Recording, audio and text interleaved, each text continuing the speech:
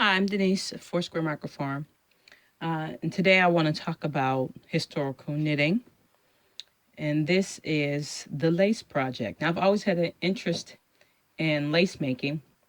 The bobbin lace, knit, crochet, and hairpin lace has been on my radar for a few years, and it's just something I really love, and it's beautiful and tedious, and pretty much that was my excuse that I didn't really want to fool around with it because I try to avoid complicated patterns. Now, since I've really begun exploring my historically accurate interest. Um, that's been pretty much dominating all my crafts. I've always been interested in historical things, but now it's really dominating my crafts. The lace making has become even more important. Now, I belong to this Facebook group called the Historical Sew Fortnightly Challenge. And basically, what the wonderful ladies and gentlemen do there is there's a challenge set up each fortnight, and it's to make something or sew something in a historical context. And I don't get to do it as much as I like to just because I don't have really the extra funds to have access to the fabric and patterns as I'd like to. I'll get back to that soon. But for one of the challenges, I wanted to make a jabot. And I guess I should have gone up there and gotten a jabot. Let me go get it real quick. So I'm looking for the jabot, and I don't even know where that poor thing is. It's probably upstairs in the attic with all the packed sewing things. It was an effort to try to get this room a little tidied up because it's such a small room. But anyway, if you don't know what a jabot is, it's pretty much a big necktie, scarf type thing. You know, you see the Victorian ladies and the Edwardian ladies have the big ruffled tie on the front of the dress, and that's a jabot. And the big question about the jabot was whether it was going to have lace or no lace, and I needed to know if lace would be affordable for my character as an independent African American woman at that time. You know, I'd be a woman of modest means, both now and then, and I I would assume that I'd be limited to what I could afford because pretty much that's the way it was back then. Things like lace were expensive, and they were just coming into the machine lace, so still it was a little pricey. And lace has always been a sign of a status symbol. So the question was, would I be able to afford to have lace on my jabot? But also, as a mantua maker, which is a dressmaker, I'd have the skills basically to make whatever I needed. And so on that note, I decided to make lace. Now, I did a lot of research for the lace because I wanted it to be period appropriate. And what I found out is that until the Civil War era, lace was mostly bobbin or needle made. Okay. Now, there's examples of lace, knitted lace, and they're very rare as far as I could find for the research and the patterns. And mostly that's up until the late 1800s. And then there were patterns for the knitted lace published in newspapers and magazines. And many have been preserved and rewritten for modern use. So this is my current project. It's from the Ladies' Guide to Lace Knitting, which was published in 1884. So that just puts me antebellum post-Civil War, which is great because that's one of my favorite time periods up to the Edwardian age. Now, the book is available on Amazon, but you can actually get it for free through the archives. And then there's a site called knittingandcrocheting.com. And what the person did there is they posted modern versions of many of the patterns in that book. So I'll provide you with that link. Now, lace was made with with a variety of um, fibers, generally types of silk and linen and a teeny bit of cotton, but mostly linen and silk. And they say that the linen that was of that time period was finer than any of the linens of today, even finer than our silk. And once the whole business of lace making stopped and became something that was produced by machine, the need for that linen kind of ceased. And so they don't even have that variety of linen anymore. At least that's the way they explain it. Okay. So now if I wanted to be completely accurate, I'd use linen, but I don't spin with linen.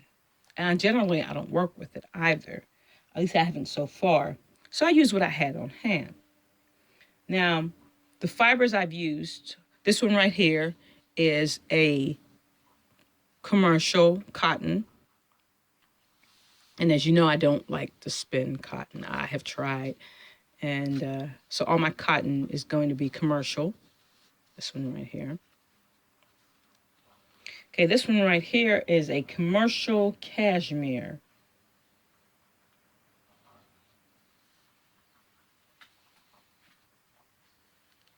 There's a white one somewhere. Oh, here it is. I blocked the white one, so let's go ahead and roll this one off. Oh yeah, you can see that really nicely. Slide that up here. Okay, and then I have, oh, that was really nice. That's more of the cotton.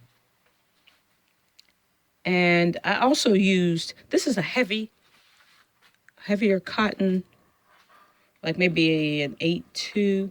And somewhere I had a really fine piece of crochet cotton. I must have, oh, you know what? I sent that off to a friend. And it was okay. It was not as stiff as this 8-2 unmercerized cotton, but it was stiffer than I had liked. I didn't really enjoy that one. Okay, and then I have the Angora, yes, Angora rabbit yarn. Okay, and the silk, which is still on the needle. This is a handspun. It's my handspun silk. It was 1/2 ounce, and I got 100 and maybe 25 yards, I think it was. So I'm just gonna unknot that for you. It's not, well, it hasn't been blocked because I'm still knitting it, but it should show up really nicely once I get it together. All right, now, whatever I had that was pretty much close enough to lace weight, or 8-2 or anything like that, I whipped it out. Now, my least favorite were the crochet cottons and the cashmere, okay?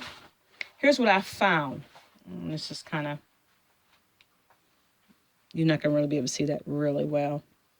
Okay, so least favorite, crochet cotton.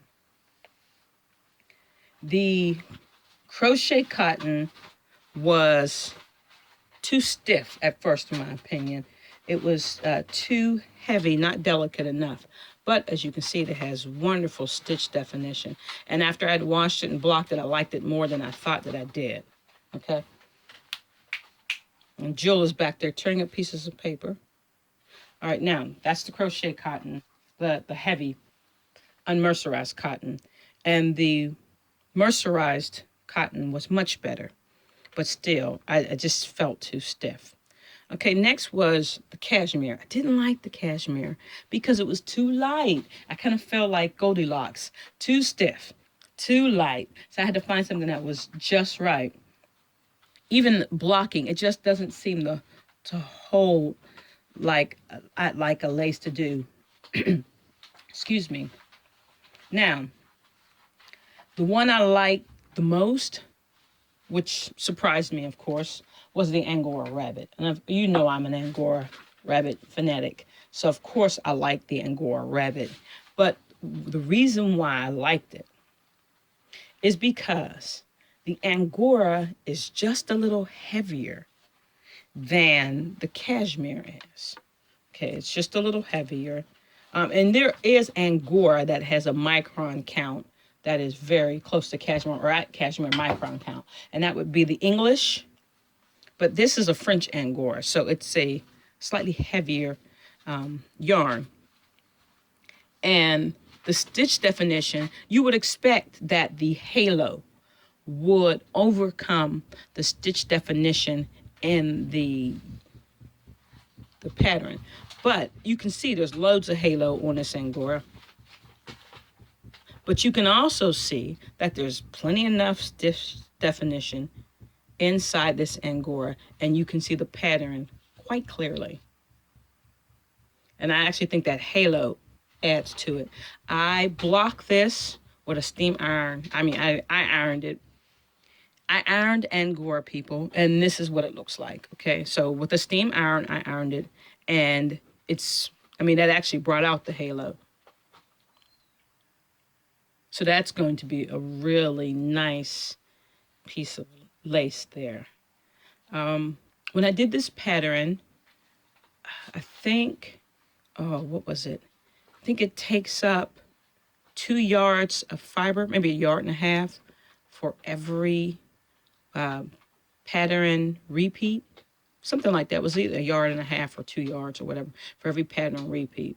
So I had 36 pattern repeats. It would be like somewhere around 40, 45 yards or whatever, or 45 inches, I would say. So each one of these is about 1 inch or a little more than 1 inch. So that's how you can plan accordingly to how much. Or you can just be like me and you can just knit till it's done. Okay. Now, oh, just in case, I don't remember what blog I wrote this on, but when I was trying the Russian spindle, because I wanted to spin something for an Orenburg type shawl, and I didn't really care for the Russian spindle, but this is the Angora that came off of that Russian spindle into a 2-ply yarn. Love that stuff. And I wind up making 2 of those from that, so that's the second one. Now,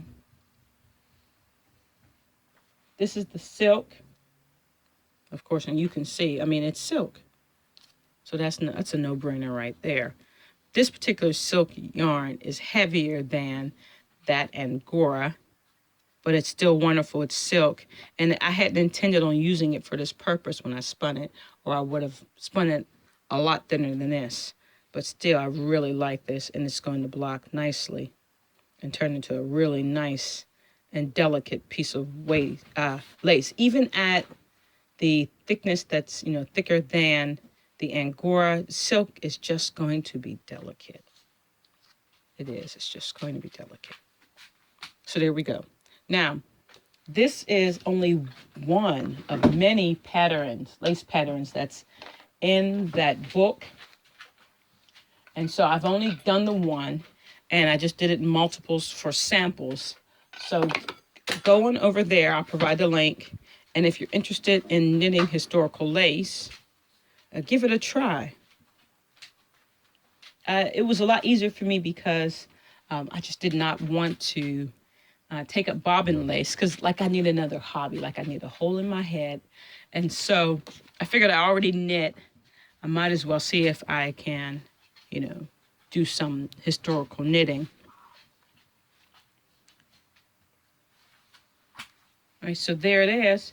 I'll provide the link for the ladies' guide so that you can go and check it out and let me know if you try any other lace patterns. Thanks a lot. Have a great day.